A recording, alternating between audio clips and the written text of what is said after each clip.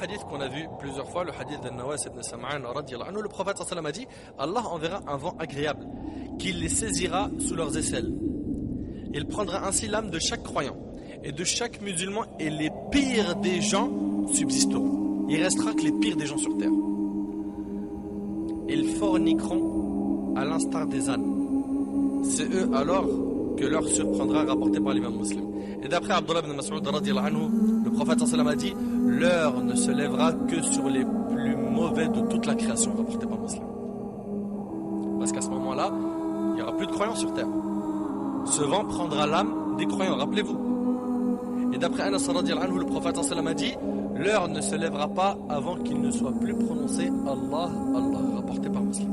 Plus personne prononcera sur terre Allah. Ça fait peur, ça fait même très peur.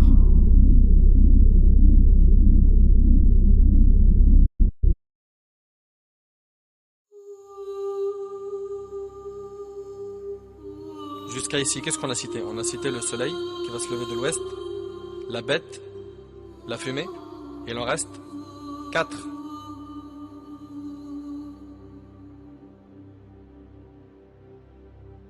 Il y aura aussi les 3 engloutissements, ainsi que le feu qui jaillira du Yémen et qui forcera les gens à se rendre vers leur lieu de rassemblement. On a dit qu'il ne restera plus un seul croyant sur terre. Il ne restera que des kuffars. Et c'est à cette étape-là que la Kaaba sera détruite. Abdullah ibn Omar radiyallahu anhuma a entendu le prophète sallallahu alayhi wa sallam dire: Dhu aswayqatayn d'Éthiopie démolira la Kaaba.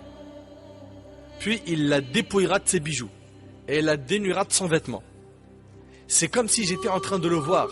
Un homme à petite tête, dégarni sur le devant et aux pieds distordus, démolissant la Kaaba à coups de pelle et de pioche, rapporté par l'imam Ahmad. Et d'après Ibn Abbas radiyallahu anhuma, le prophète sallallahu alayhi wa sallam a dit: c'est comme si j'étais en train de le voir. Il est noir, aux jambes arquées, et il la démolit pierre par pierre, rapporté par Bukhari et Muslim. Elle sera démolie, la Kaaba, pierre par pierre. La Kaaba sera démolie pierre par pierre. Et dans la version d'Abu Huraira radiyallahu anhu, qui est rapportée par Ahmed, le prophète alayhi salatu wassalam a dit, à la fin de ce hadith: puis les Éthiopiens viendront la démolir, si bien qu'elle ne sera plus jamais peuplée. Et ils sont ceux qui extrairont ses trésors. Vous avez bien compris, il ne restera que les pires des gens. Il ne restera que les pires des gens. Parlons maintenant des 3 engloutissements. Dans le hadith de Hudayfa ibn Asid al-Ghifari radiyallahu anhu, le prophète sallam parle des 10 grands signes. Il a dit qu'il y aura 3 engloutissements. Un en Orient, un en Occident et un 3e dans la péninsule arabique. Et c'est rapporté par l'imam Muslim. C'est quoi la signification d'un engloutissement? On dit qu'un lieu a été englouti lorsqu'il disparaît sous terre. Lorsqu'il disparaît sous terre. C'est ce qu'on retrouve dans les Lisan al-Arab et dans Al-Qamus al-Muhit. Et on voit cela dans le verset suivant où Allah tabaraka wa ta'ala a dit: فَخَسَفْنَا بِهِ وَبِدَارِهِ الْأَرْضِ.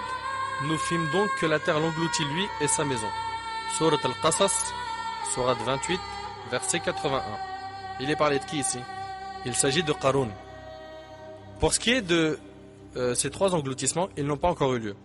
Puis après cela, le dernier grand signe de la fin des temps sera le feu qui rassemblera les gens. Rappelez-vous dans le hadith de Hudayfa ibn Asid al-Ghifari radiyallahu anhu, le prophète sallallahu alayhi wa sallam a dit: quant au dernier de ces signes, il s'agira d'un feu qui jaillira du Yémen et forcera les gens à se rendre vers leur lieu de rassemblement. C'est rapporté par Muslim. Et c'est ainsi que la fin du monde arrivera. Les gens se dirigeront vers la terre du jour du jugement.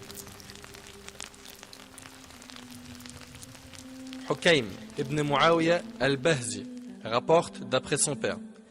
Il relata son récit, dont ces dires du prophète sallallahu alayhi wa sallam: c'est ici que vous serez rassemblés. C'est ici que vous serez rassemblés. C'est ici que vous serez rassemblés. À 3 reprises.